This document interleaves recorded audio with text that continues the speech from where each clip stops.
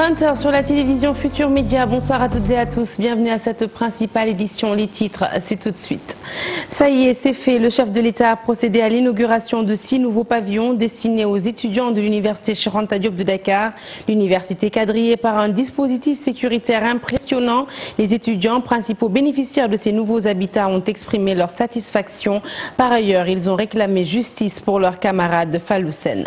Rentrée scolaire effective sur toute l'étendue du territoire. À Diourbel, le ministre de l'Éducation nationale est en tournée, promet de corriger les disparités constatées sur la carte scolaire. À Ziguinchor, de nombreux élèves ont manqué à l'appel, une situation qui a fait réagir l'inspecteur d'académie que vous entendrez au cours de cette édition. Grève de la faim des étudiants de l'INSEP, s'ils réclament leur insertion dans la fonction publique et menacent de poursuivre leur diète jusqu'à satisfaction totale de leurs revendications. Actualité politique, la candidature supposée de Madi Kényan agite la classe politique.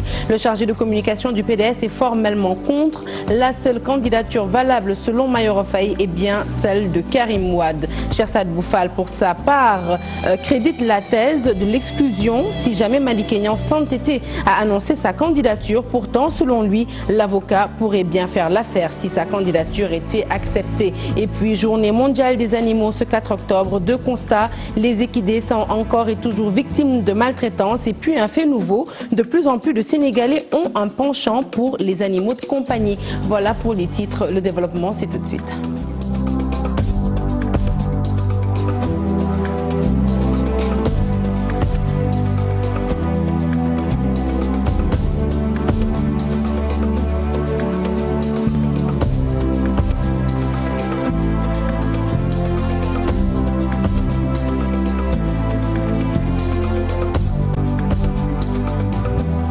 Bonsoir à tous. Je vous l'annonçais donc tout de suite en titre, le chef de l'État en déplacement à l'université Cheikh Anta Diop de Dakar pour y inaugurer 6 nouveaux pavillons. Et tout de suite, nous y retrouvons notre reporter Dissa Prera. Dissa, bonsoir. Bonsoir, Sarah Cissé. Alors, le chef de l'État, Macky Sall, cette fois-ci, bien accueilli à l'université. Bien accueilli et très bien même accueilli, Sarah, on peut dire, une cérémonie qui s'est déroulée dans le calme et dans une ambiance empreinte de cordialité. Tour à tour, les différents représentants des travailleurs et des étudiants ont pris la parole pour se féliciter et pour féliciter le président des efforts de l'État, aussi bien dans le domaine pédagogique que dans le domaine social. Les étudiants ont salué les efforts de l'État, notamment dans les réformes universitaires, mais aussi les étudiants ont formulé quelques doléances à l'endroit de Macky Sall, entre autres. Ils souhaitent que la justice soit faite sur l'affaire Fallou-Sène, que l'État pallie un peu au déficit d'enseignants encadreurs, des difficultés notées dans le paiement des bourses au niveau des banques, mais également le retard dans la délivrance des diplômes, des doléances bien compris et bien appréciées par le chef de l'État qui les a rassurés pour leur dire que la justice sera faite dans l'affaire Fallou-Sène, non sans rappeler aux étudiants de faire preuve de responsabilité, de citoyenneté et de faire de l'université un espace de dialogue en permanence. Côté sécurité, Sarah, il faut dire que l'université et ses environs ont été pris d'assaut cet après-midi par les forces de l'ordre, la gendarmerie à l'extérieur, la police à l'intérieur. Du coup, aucun mouvement n'a été noté. On peut dire que tout s'est bien passé. Disons, tout est bien fini, tout est bien qui finit bien, Sarah Cissé. Merci beaucoup Dissa Prera pour ces éclairages. Nous parlons de la rentrée scolaire. Après les enseignants, c'était au tour des élèves de reprendre ce matin le chemin de l'école au préscolaire Présentation de Marie. Les élèves étaient déjà en classe lorsque nos reporters sont venus leur rendre visite. Les maîtresses, elles, étaient aux petits soins. Tidiane Cissé. C'est parti pour l'année scolaire 2018-2019 au Sénégal. Au préscolaire Présentation de Marie, on est déjà dans le bain du principe du Oubité Djangete. Nous avons démarré aujourd'hui les cours. Il était quelle heure? 8h10. Et voilà, tous les éducateurs étaient là. Et puis il y avait des parents d'élèves. Les parents d'élèves sont venus nombreux accompagner leurs enfants. Et voilà, on a fait la rentrée. Il n'y a pas eu de problème majeur. Il y a d'autres maîtresses qui sont là-bas avec les enfants. Bon. Aujourd'hui, on n'écrit pas, c'est seulement le premier contact avec les enfants. Donc la maîtresse est là, elle cause avec les enfants et puis voilà, ils donnent des jeux de gauche à droite. Du côté des maîtresses, la rentrée est surtout synonyme de retrouvailles avec les difficultés du métier. Mais malgré tout, on ne ménage aucun effort pour s'occuper des enfants. Ce sont des nouveaux venus, hein, c'est tout à fait normal. Parce que c'est mon métier. Pour les enfants, la rentrée est surtout synonyme de joie. Je suis contente de retrouver mes anciens camarades et mes copains. Lui par exemple, comme toute la classe, celui qui est là-bas, c'était mon ancien ami. Ils sont tous mes amis. Je suis contente de les revoir. Après la rentrée des enseignants le 2 octobre, c'est au tour des élèves de retrouver le banc de l'école ce matin. Au préscolaire Représentation de Marie, on est déjà dans le bain de l'année scolaire 2018-2019. Et bonne année scolaire à ces petits bouts de chou. Rentrée également effective au lycée technique de la Fosse. Sur place, pas la grande effervescence. Les élèves en sont encore aux inscriptions. Ceux de terminale ont toutefois démarré les cours. Fatou Bintou Conté. C'est ce jeudi 4 octobre, la rentrée effective des classes. Mais au lycée technique d'industrie Maurice de la Fosse, les élèves se font désirer. La plupart sont à l'étape d'inscription. C'est exactement les élèves qui ont tardé à venir. On les attend. Ils sont en train de s'inscrire. Des statistiques que nous avons reçues hier dans le cadre de ces inscriptions, je peux dire que nous en sommes à 40% d'inscrits. Pour preuve, Mohamed Abdallah, de même que Cheikh Abdou Hadr, 2 élèves en classe de première et de seconde, depuis ce matin suivent la longue file des inscriptions. Aujourd'hui, on vient pour les inscriptions et tout. Bon, je pense que ça va terminer demain, les inscriptions. Je crois, oui. Je pense, on a dit le 14, plus tard le 14, je crois bien. Les cours vont commencer, oui. Oui, on est là depuis ce matin pour les inscriptions. Les inscriptions, mais on croyait qu'aujourd'hui les cours vont démarrer, mais tout le temps on vient, il n'y a personne, on trouve aucun professeur. Dans ce lycée, seules les classes de terminale, classe A en jeu, ont débuté les cours pour certains depuis 5 semaines et pour d'autres 2 semaines. Pour certaines classes, il y a eu un démarrage. D'ailleurs, le ministre de la formation professionnelle, de l'apprentissage et de l'artisanat a eu à rendre visite à une classe qui est la terminale S3, qui était en plein cours de mathématiques. Les terminales ont commencé. Et spécialement pour cette classe-là, je peux dire que c'est des cours qui ont démarré, ça fait au moins 5 semaines. Le directeur des études reste clair. Les cours vont démarrer la semaine prochaine pour toutes les classes, moment où la majorité des élèves se sont déjà inscrits. À Ziguinchor, la rentrée des classes a été mise à profit par le gouverneur de région pour faire le tour de plusieurs établissements. Si les terminales ont effectivement démarré les cours, en revanche, les élèves manquent à l'appel dans de nombreux établissements, au point que l'inspecteur d'académie a appelé les parents à collaborer. Boubacar Diassi. Après avoir effectué sa visite, le gouverneur de Ziguinchor tire le bilan. Nous avons constaté la présence du personnel enseignant. Nous avons également constaté la présence du personnel administratif. Nous avons noté au niveau de certains établissements comme le lycée Guignabo, un démarrage effectif des cours avec des élèves présents dans certaines classes à 100% et des professeurs qui ont déjà commencé les enseignements. Mais également, il faut noter que nous avons constaté une bonne absence des élèves au niveau de beaucoup d'établissements. En vue d'accompagner la mise en œuvre du concept Oubité Djangtei, la COSIDEP en profite pour faire une contribution à chaque étape. Le plus souvent, dans les tournées des années passées, on nous disait souvent qu'il n'y avait pas d'intrants, à savoir les cahiers, il n'y en avait pas. Et que souvent aussi les enfants venaient à l'école sans cahier, sans stylo. C'est pourquoi cette année nous avons dit que nous allons innover davantage, nous allons mettre à la disposition des écoles des boîtes de craie et quelques cahiers pour permettre en tout cas aux professeurs d'avoir de la craie et de commencer les enseignements. Aide et Action a donné sa contribution à l'IA de Ziguinchor pour participer à l'hygiène et à la propreté dans les établissements. Pour le nettoyage et la désinfection des écoles qui sont actuellement inondées ou envahies par des herbes. Ce matériel-là permettra aux écoles de faire le nécessaire pour pouvoir améliorer l'environnement de l'école. Il reste que les parents devraient laisser les enfants se rendre à l'école. Nous lançons un appel solennel aux parents d'élèves pour que les élèves qui sont dans leur maison puissent être libérés afin de suivre les cours qui ont déjà démarré. La délégation du gouverneur de Ziguinchor s'est rendue dans 6 établissements de la commune. Et puis à Diourbel, le concept Ubitay Djangtay est effectif en tournée dans le département de Bambey. Le ministre de l'Éducation s'en est félicité. Par ailleurs, face aux disparités apparentes sur la carte scolaire, Serigne Mbaye Thiam promet d'y apporter des correctifs. Des élèves de la région sont en effet très souvent obligés de parcourir des kilomètres pour rallier l'école de leur choix. Une situation bientôt améliorée selon l'autorité que nous écoutons dans ce reportage signé Babacar Diouf.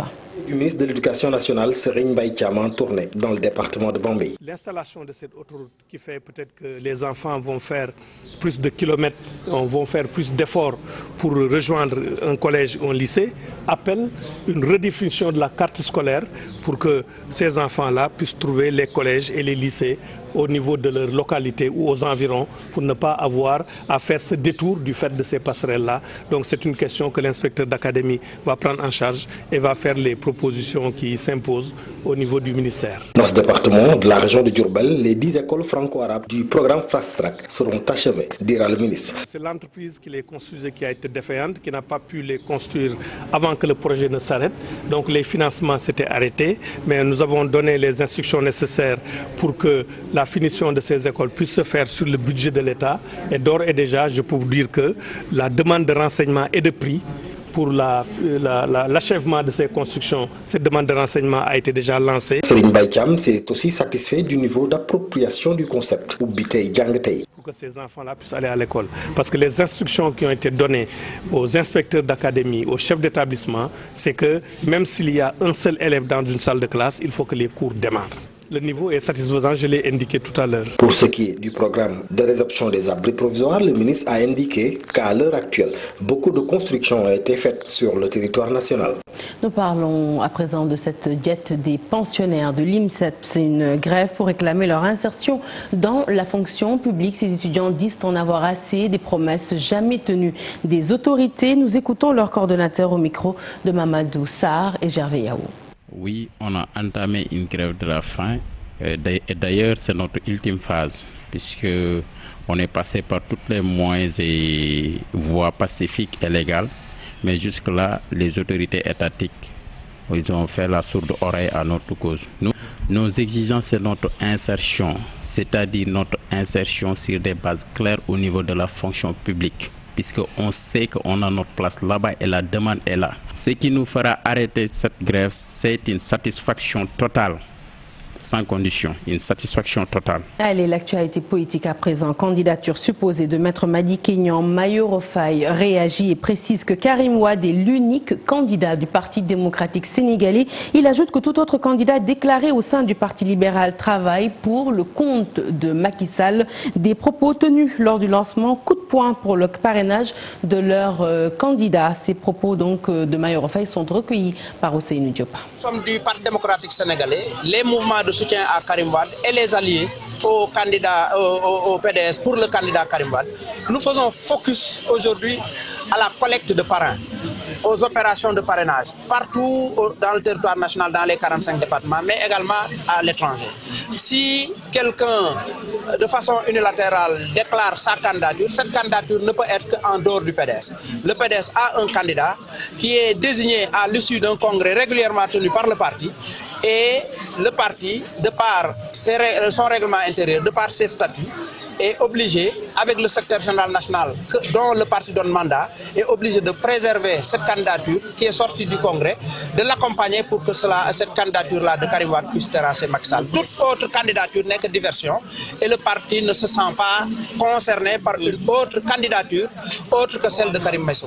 Voilà Madi Kényan qui risque l'exclusion du PDS si toutefois il présente sa candidature. Déclaration de Cher Sadbou Fall qui affirme que les textes du parti interdisent de présenter une autre candidature que celle choisie par le Congrès. Cela dit, le membre du conseil de discipline du PDS pense que Madi Kényan pourrait être bien l'homme de la situation si toutefois le PDS consentait à accepter sa candidature. Mambiram Diouf, Pape Sangone Mbaya. Les textes du parti sont clairs et l'article 23 le précise. Seul un congrès peut investir un candidat. C'est ce qui a été fait avec l'investiture de Karim Wade, que nous avons tous soutenu. Aujourd'hui, avec la situation judiciaire de Karim Wade,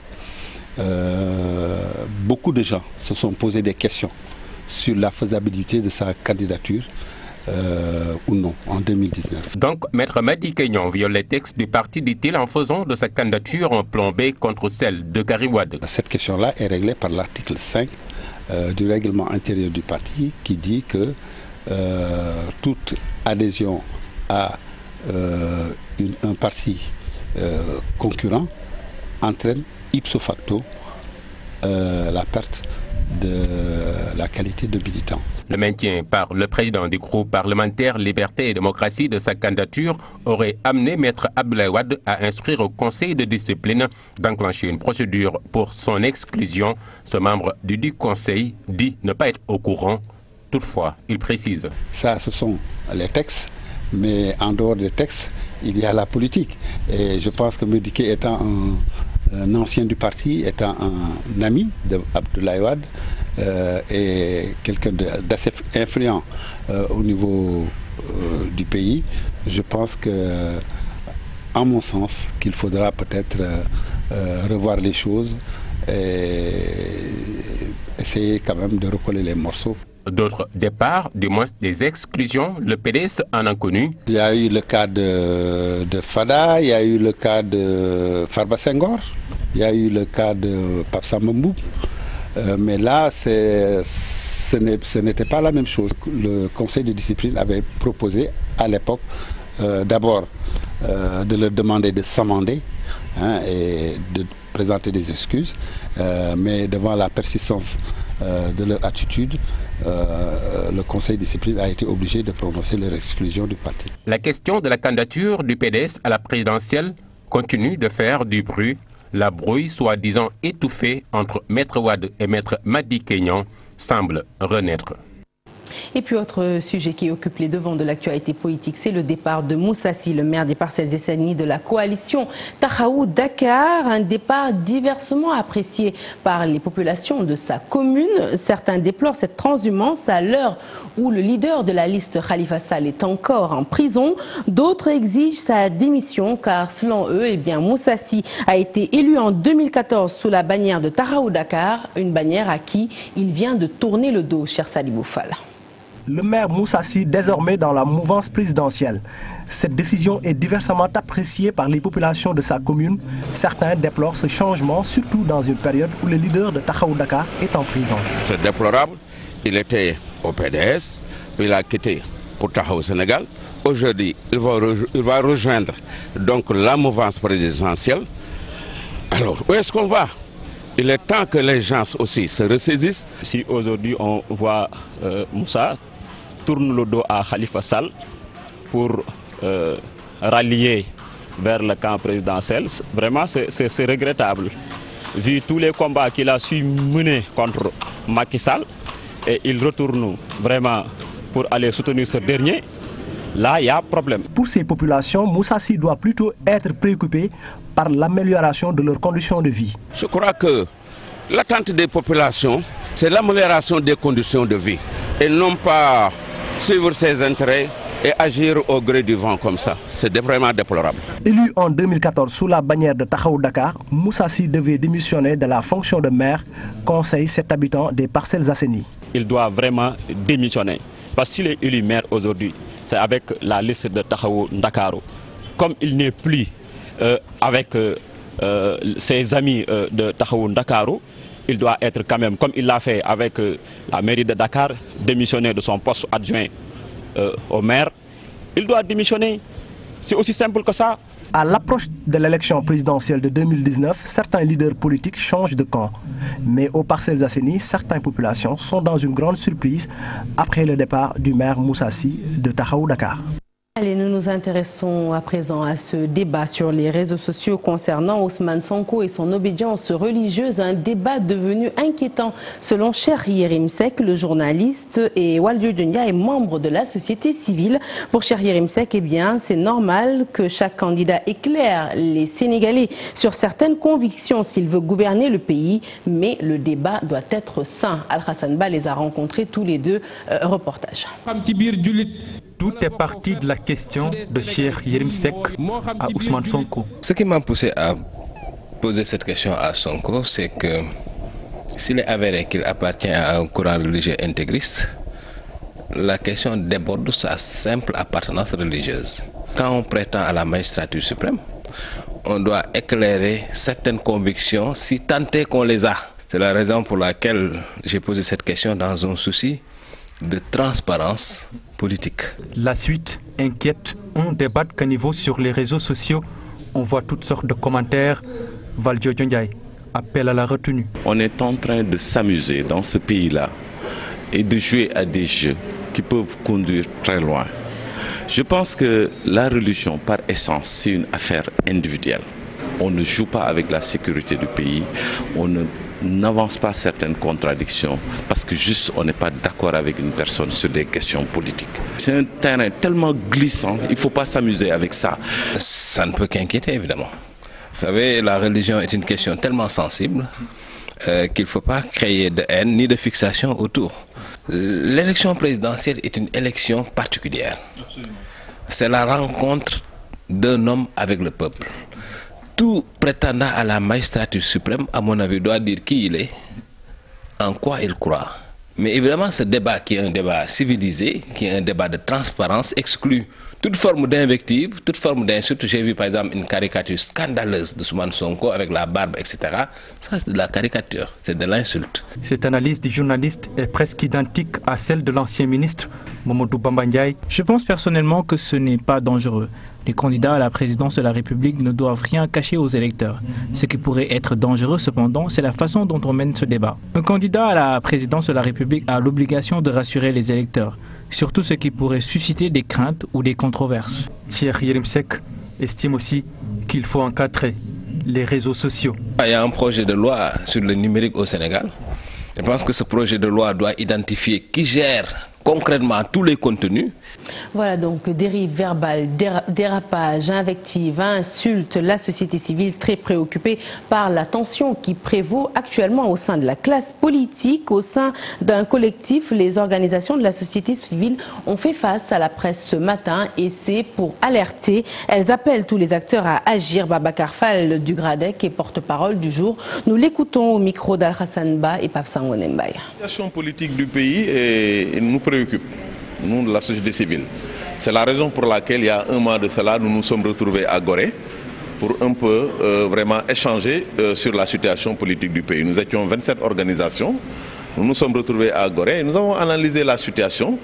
Et au vu aujourd'hui des désaccords qu'il y a entre le pouvoir et l'opposition, au vu de la tension ambiante née aujourd'hui de l'application de la loi sur le parrainage, où il y a des problèmes. Il ne faut pas se voiler la face. Nous avons estimé que nous, société civile, il y a des menaces qui pèsent sur l'organisation et la tenue des prochaines élections présidentielles. Nous avons, à l'issue de cette conférence de presse, disons, demandé quand même, un certain nombre, disons, d'exigences. La question de l'autorité en charge des élections soit réglée, qu'une personnalité, en tout cas connue pour son appartenance ou son soutien déclaré à un candidat ou un autre ne puisse ni organiser, ni contrôler les élections, que par exemple la question du mandat des instances de régulation des élections qui sont arrivées par exemple à terme, soit des instances de régulation et de contrôle, soit vraiment donc disons réglées, conformément donc à la loi,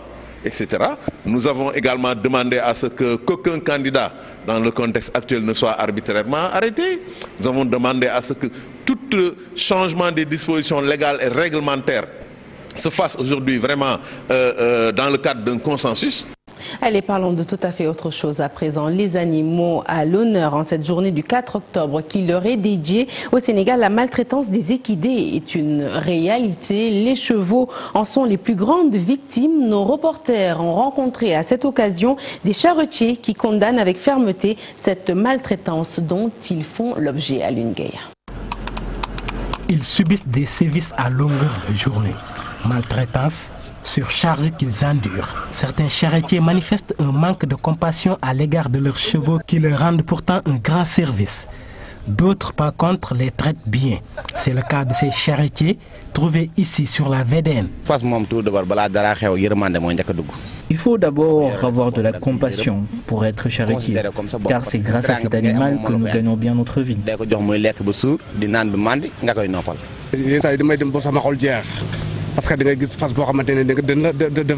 Parfois, j'ai le cœur meurtri en voyant des sévices qui sont faits sur ces animaux. C'est vraiment écœurant.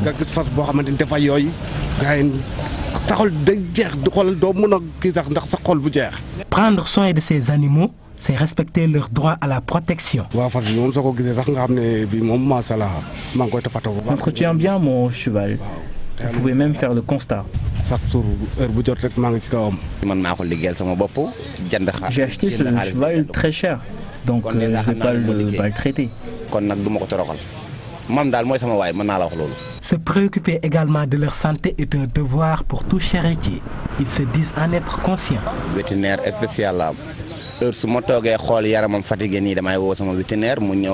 J'ai un vétérinaire spécial. J'emmène même souvent là-bas le cheval pour qu'il examine son état de santé.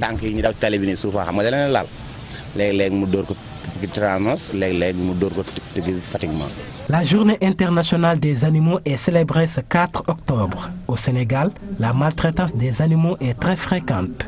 Toutefois, il y a une législation sur la protection des animaux, mais son application, le nœud du problème. Voilà, une maltraitance, la maltraitance des animaux, une réalité et pourtant une législation contre le traitement ignoble dont ils sont victimes existe bel et bien. Seul bémol, son application fait défaut. Les éclairages de Maktar Seck, chargé de programme à l'ONG Brook, toujours au micro d'Alioune Gueye. D'abord en direction des populations, de les sensibiliser, d'éveiller leur conscience sur la nécessité d'une bonne prise en compte du bien-être des animaux qu'ils utilisent, ne serait-ce que pour des considérations économiques, que nous pensons que ces animaux, c'est des êtres vivants à part entière et qu'il est du devoir de l'homme qui les utilise d'en bien prendre charge. Il y a une législation qui est en place pour protéger les animaux. Et nous pensons qu'en dernier ressort, la mise en application donc, de ces textes permettra de mieux prendre en compte la protection et le bien-être des animaux. Voilà, et Maktar Seck, que vous venez de voir sur ces images, s'est exprimé en marge de la journée mondiale, de la célébration de cette journée mondiale par l'ONG Brook en partenariat avec le REJAC, le réseau des journalistes en charge des questions agricoles, qui ont célébré l'événement en faisant face à la presse. Et nous restons avec cette journée, une occasion de vous intéresser ce soir à la relation qu'entretiennent les Sénégalais avec les animaux de compagnie. Eh bien, un constat, de plus en plus de Sénégalais possèdent d'un animal à la maison. C'est le cas d'une jeune dame qui vit avec un petit caniche chez elle et qui a bien voulu en parler avec nos reporters. Mamadou Bipassi-Soro et Tierno Laurent Mendy sont allés à sa rencontre. Reportage. Un petit chien se dandinant dans un salon. Cela se passe bien au Sénégal. La scène est peu habituelle dans les foyers. Bon, c'est juste comme ça, hein, parce que ça me plaît. Bon, j'adore les chiens. Mais bon, chacun a son avis. Hein. Moi, ça ne m'empêche pas de faire mes prières, de jeûner et tout ça. Hein. Ça ne change à rien. Des fois, quand je prie, si elle sait que je suis en train de prier, elle reste devant la porte. Elle m'attend. Dès que j'aurai fini, elle rentre dans la chambre. Des fois, elle nous protège quand on est à l'intérieur. Si quelqu'un sonne à la porte, elle sait qu'elle va se mettre devant la porte. Des fois, si on reste longtemps dans la chambre, si on ne sort pas, elle va venir nous chercher pour nous dire qu'il y a quelqu'un devant la porte. Habituellement, on voit plus de chiens de garde au Sénégal. La propriétaire de Chanel, elle, nous confie le coût de l'entretien de ce chien. C'est un peu coûteux, mais bon, ça va, alhamdoulilah. Oui, on gère. Ça va, ses médicaments, c'est un peu cher et tout ça, son alimentation aussi. Mais bon, ça va. Lors de ses promenades, quelques remarques lui sont souvent lancées. Un jour, quand elle était bébé, j'étais sortie, je l'ai portée. Donc, il y avait, je ne sais pas, les gens qui disaient, oui, celle-là, qu'est-ce qu'elle a porté? C'est un bébé ou c'est un chien? Genre et tout ça. Donc, bon. Qu'est-ce que ça vous a fait? Non, rien. J'ai rigolé après, ça passe. Au Sénégal, malgré une forte présence de chiens errants, en garder un dans son salon est un fait inhabituel, presque inédit. Cela est dû à des contraintes religieuses ou sociales qui ne gâchent pas malgré tout l'envie de certains d'en posséder. Fin de ce journal que je suis ravie de vous avoir présenté. Prochain rendez-vous de l'information, le tout en images à 0h. L'info qui se poursuit sur votre site www.igfm.sn.